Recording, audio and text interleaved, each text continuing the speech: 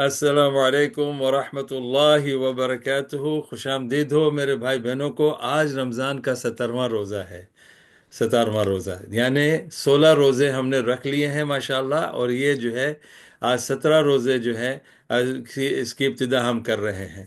تو اس میں جو ہے میں نے ایک خاص آپ لوگوں کے لیے جو ہے ایک تحفہ لایا ہوں، خاص طور پہ ان لوگوں کے لیے جو مرد اور عورت مسلمان علم کی طلب میں کوشش کرتے ہیں، علم حاصل کرتے ہیں۔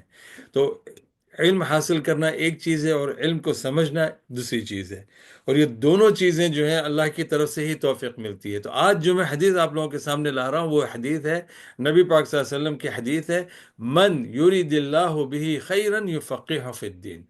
اللہ سبحانہ و تعالیٰ جس شخص سے بھی محبت کرتا ہے، جس شخص کے خیر خواہی چاہتا ہے، اللہ سبحانہ و تعالیٰ اس کو دین کی سمجھ دیتا ہے۔ تو یہ تحفہ رمضان کے روزے والوں کے لیے ہے، خاص طور پہ کہ آج دیکھیں یہ رمضان کا مہینہ ہے، یہ قرآن کا مہینہ ہے۔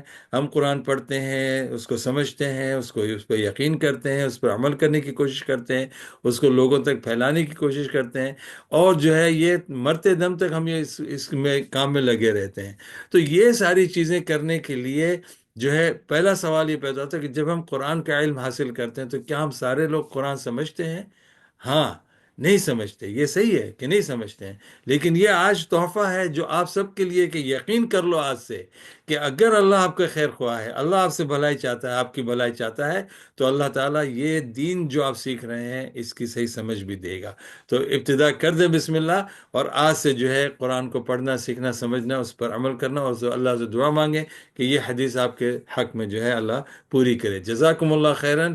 اب تک کے لیے، جب تک ہم دوسری حدیث لے کے آتے ہیں، السلام علیکم ورحمۃ اللہ وبرکاتہ۔